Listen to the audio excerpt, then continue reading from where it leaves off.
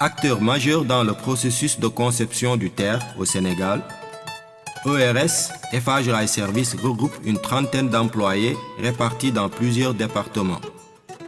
Impliqués dans tous les domaines d'activité de la voie ferrée, notamment la maintenance et le renouvellement, la construction ainsi que l'installation des caténaires, ERS regorge d'une panoplie d'activités liées à la sécurité ferroviaire. Un tour dans les locaux de ERS qui a accepté de nous ouvrir ses portes à Diamniadio nous a d'abord permis de nous familiariser avec les métiers ferroviaires, mais aussi d'échanger avec les différents responsables et techniciens qui ont participé aux travaux de conception du TER.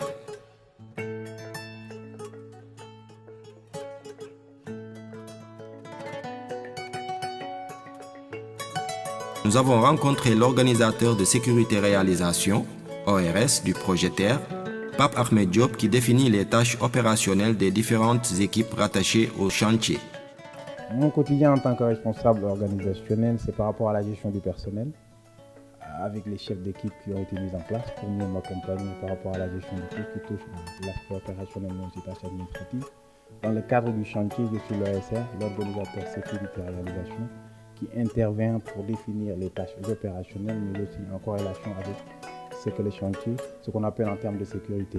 Donc pour ce faire, tous les jours, en fonction de la demande des différents lots qui interviennent, c'est-à-dire les demandes d'activités qu'ils font, nous, on organise des réunions quotidiennes que nous faisons pour pouvoir permettre à tous les lots de pouvoir travailler en toute sécurité sur la trace, mais en adéquation avec ce qu'on appelle le règlement qui a été préétabli, c'est-à-dire le RTS, c'est-à-dire le règlement temporaire d'exploitation de la sécurité, qui définit au préalable qu'est-ce qui est applicable ou non, qu'est-ce qu'on devra faire pour pouvoir accompagner tous les lots pour qu'ils puissent travailler en toute sécurité.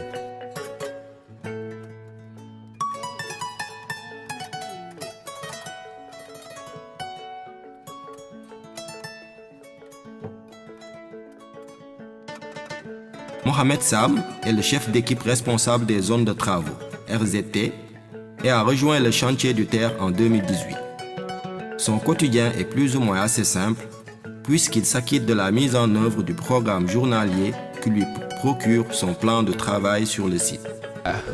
Mon quotidien, c'est assez simple, je peux dire, parce que après que l'OSR ait sorti son PGEL, le programme journalier, il y a le RELF qui vient d'être interviewé, qui nous donne le plan de travail. Donc moi, à mon niveau, sur site, j'essaie de gérer le maximum de chantiers possible.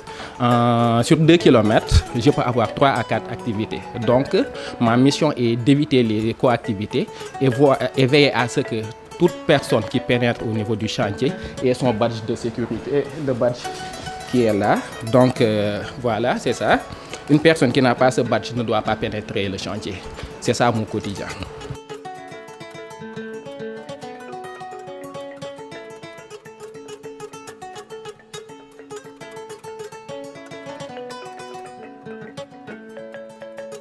Le responsable exploitation ligne ferroviaire, RELF, n'est pas le métier le plus connu à ERS. Toutefois, sa fonction est déterminante puisqu'elle consiste à gérer tout ce qui est sécurité et exploitation du chantier. Et à ERS, le RELF se nomme Abdoumatar Yaba. Mon travail consiste à gérer tout ce qui est sécurité et exploitation du projet, du chantier. Nous gérons le PEL, le poste exploitation ligne, qui est un bureau intégré ici au campus de Bargny. Et c'est opérationnel grâce au RELF, c'est-à-dire nous. Les RELF sont sous la direction de l'OSR, M. Diop. Et nous disposons pour le travail d'un tableau sur le plan mural, schématisant l'ensemble du domaine chantier. Et c'est grâce à ça qu'on peut avoir une idée d'ensemble de tout ce qui se fait sur le chantier, une idée globale, quoi, en fait, c'est ça.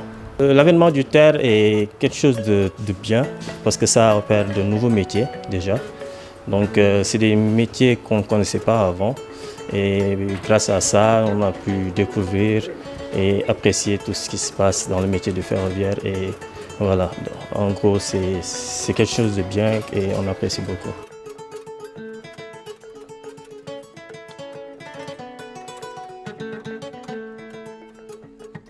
Abdou Aziz Roulé fait partie des plus jeunes de l'équipe ERS, mais occupe la fonction de chef d'équipe ATX depuis le démarrage des travaux, après avoir obtenu une promotion il y a 2 ans. Son rôle est de veiller aux missions sécuritaires et de contrôle de niveau 1 sur tous les agents qui sont dans les trains. Ici au niveau de ERS, donc j'ai eu ma promotion il y a de cela 2 ans. Donc je suis là avec une équipe jeune de 20 collaborateurs. Donc je veille à ce que tout ce qui est mission sécuritaire se fasse dans les règles de l'art. Donc j'opère également des veilles de niveau 1, c'est-à-dire des contrôles de niveau 1 sur tous les agents trains travaux, c'est-à-dire les agents qui sont au niveau des trains pour faire marcher, donc c'est-à-dire tous les travaux. ERS a joué un rôle très important donc parce qu'on a géré toute la sécurité du début jusqu'à la fin. Donc on a mis en place un système, c'est-à-dire qui nous permet, n'est-ce pas, donc du début jusqu'à la fin, de veiller à ce que tout se fasse dans les règles de l'art, c'est-à-dire respecter la sécurité afin qu'il n'y ait ni d'accident lié à un mobile ferroviaire. Et cela a été permis par le RTS. Le RTS, c'est une réglementation qui a été mise en place afin que nous puissions travailler donc, en toute sécurité pour qu'il n'y ait ni d'accident lié à un mobile ferroviaire enrayé. Donc ERS a joué sa participation dans ce sens. Donc avec ce poste, il y a des règles qui sont en place. À leur tête un OSR qui coiffe l'ensemble des travaux donc, au niveau du chantier du TER.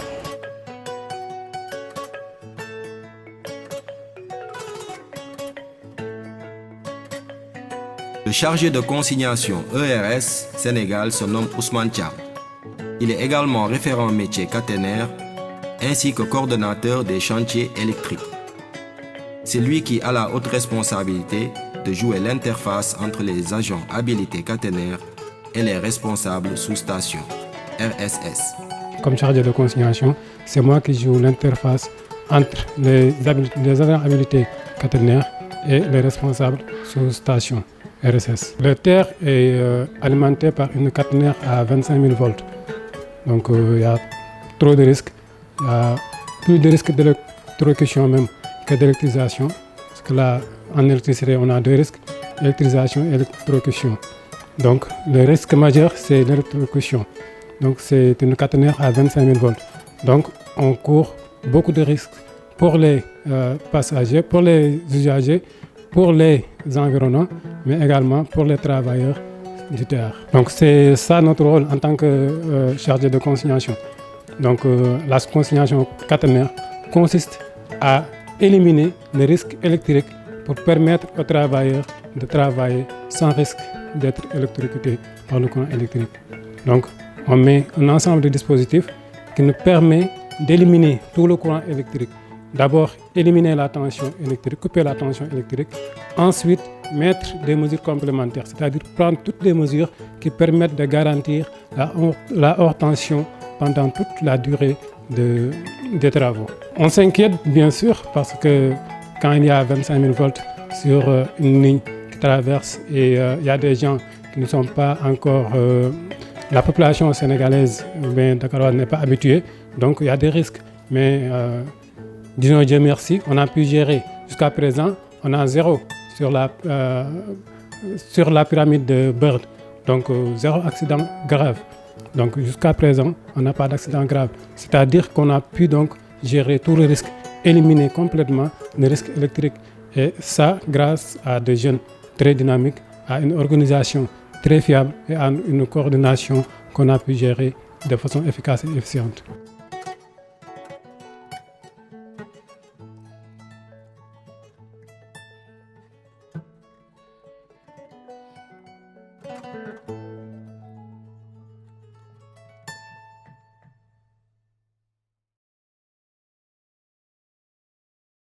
Et pour finir notre tour d'horizon à ERS, on a rencontré l'agent ERS gestionnaire des agréés et du parc automobile qui s'appelle Mamadou Ndiaye.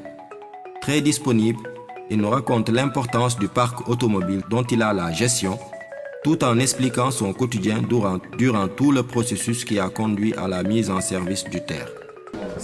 On les appelle des CRS, c'est les matériels de perçage. Ça, c'est les bâtons de perche Ça, on les appelle les bâtons de perche. Ça, on les appelle les rallonges de perche. C'est pour en cas, quand tu veux percer en haut, comme ça, tu vas rallonger. Comme ça, c'est pourquoi on les appelle des rallonges de perche. Ça, c'est les VAT.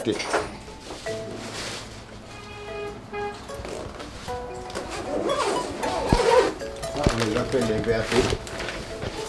Avant de percer, c'est ça qu'on prend, comme ça, pour vérifier s'il y a le courant ou il n'y a pas le courant. Donc ça, on les appelle les VAT. Donc c'est ça. Ça, c'est les drapeaux. On les utilise la nuit. C'est des drapeaux fluorescents. On les utilise la nuit comme ça, de loin. Tu peux voir que là, on a déjà percé. Donc par mesure de sécurité, la nuit, il faut monter les drapeaux. Donc c'est ça le problème. Donc à part ça, on a les CRL, on a les CV, les collections volantes, on les appelle les collections volantes. Sinon, on a des SAM. Ça, on les appelle les SAM. Donc SAM, cela veut dire signal d'arrêt à main. Donc on le pose pour délimiter tout ce qui se passe à propos de la sécurité ferroviaire. Ok. À part ça, on les appelle des TGP. C'est pour alerter les gens qui travaillent au niveau du chantier en cas de quand le train circule ou bien de trucs. Ça, c'est des lampes. Voilà, ça c'est les lampes qu'on place la nuit. Donc ça s'allume et ça donne le signal bleu pour montrer aux gens que là il y a danger et en même temps c'est pour la sécurité.